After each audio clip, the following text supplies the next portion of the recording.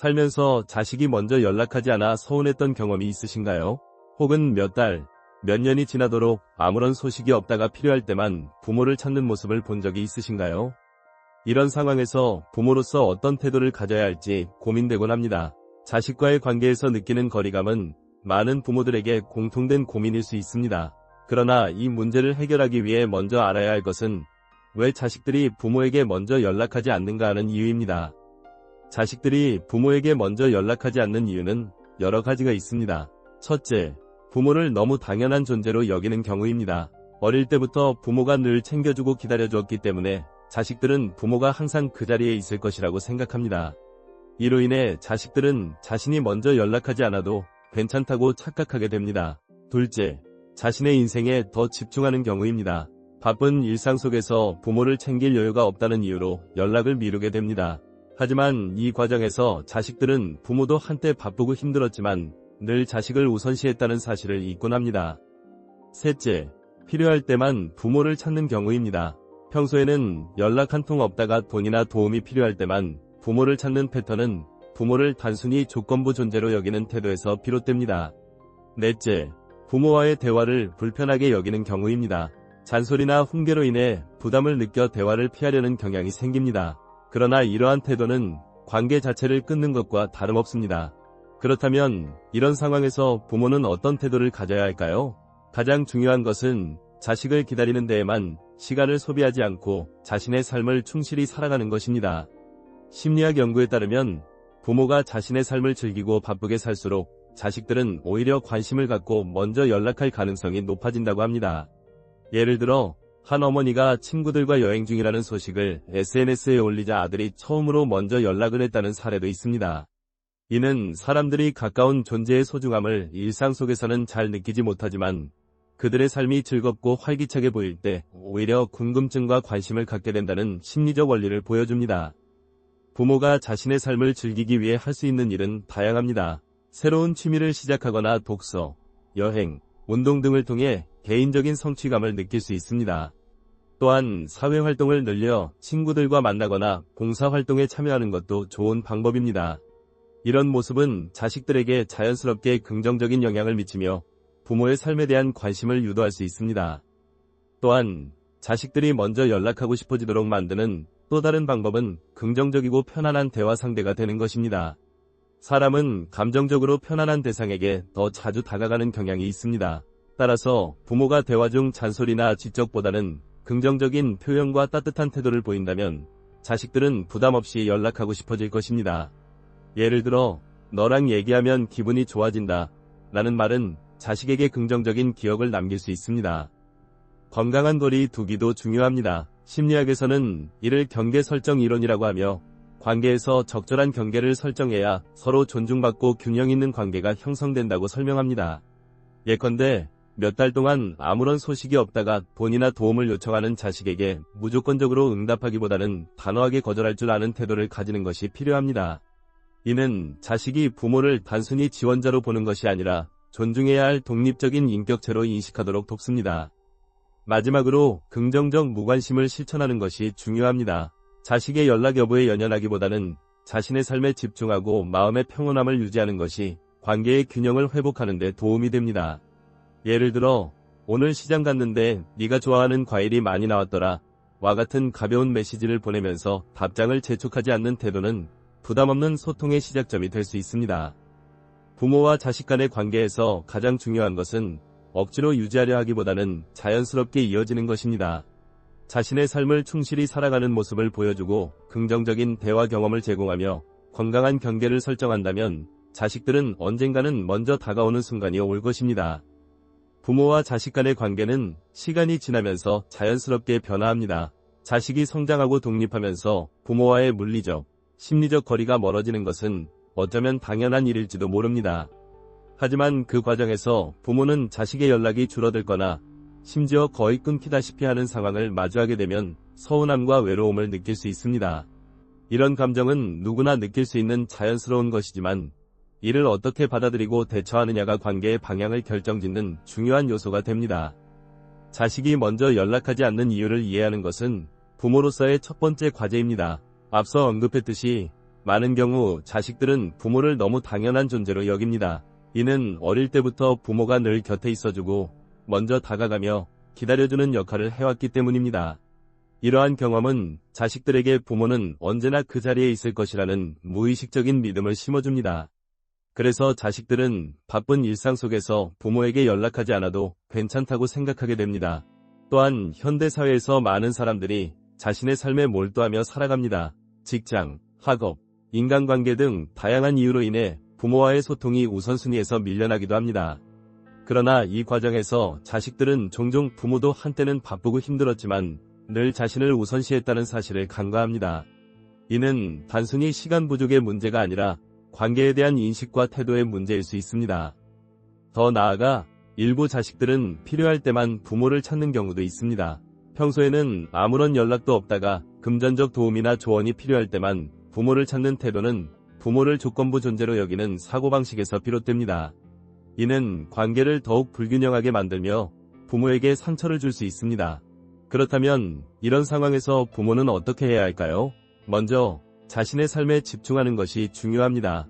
자식을 기다리는 데에만 시간을 소비하기보다는 새로운 취미를 시작하거나 여행을 떠나거나 친구들과 시간을 보내며 자신의 삶을 풍요롭게 만들어야 합니다. 이는 단순히 자신을 위한 것이 아니라 자식들에게도 긍정적인 영향을 미칠 수 있습니다. 연구에 따르면 부모가 자신의 삶을 충실히 살아갈수록 자식들이 오히려 관심을 갖고 먼저 연락할 가능성이 높아진다고 합니다. 예를 들어 한 어머니가 골프를 배우고 친구들과 여행을 다니며 SNS에 그 모습을 공유하자 아들이 처음으로 먼저 연락을 했다는 사례가 있습니다. 이는 가까운 존재의 소중함을 일상 속에서는 잘 느끼지 못하지만 그들의 삶이 활기차고 즐겁게 보일 때 오히려 궁금증과 관심을 갖게 된다는 심리적 원리를 보여줍니다. 또한 부모와 자식 간의 대화 방식도 중요한 역할을 합니다. 사람은 감정적으로 편안한 대상에게 더 자주 다가가는 경향이 있습니다. 따라서 부모가 대화 중 잔소리나 지적보다는 긍정적인 표현과 따뜻한 태도를 보인다면 자식들은 부담 없이 연락하고 싶어질 것입니다. 예를 들어 너랑 얘기하면 기분이 좋아진다 라는 말은 자식에게 긍정적인 기억을 남길 수 있고 다음에도 대화를 이어가고 싶게 만드는 계기가 될 수 있습니다. 건강한 거리 두기도 반드시 필요합니다. 심리학에서는 이를 경계 설정 이론이라고 하며 관계에서 적절한 경계를 설정해야 서로 존중받고 균형 있는 관계가 형성된다고 설명합니다.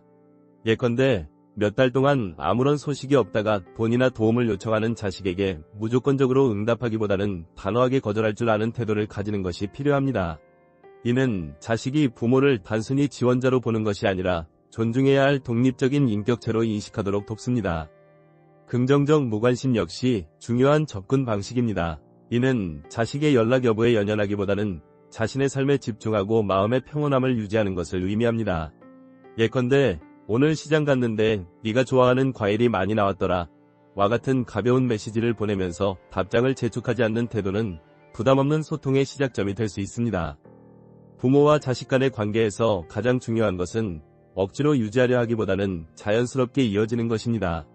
자신의 삶을 충실히 살아가는 모습을 보여주고 긍정적인 대화 경험을 제공하며 건강한 경계를 설정한다면 자식들은 언젠가는 먼저 다가오는 순간이 올 것입니다. 결국 부모와 자식 간의 관계는 일방적인 노력으로 유지될 수 없습니다.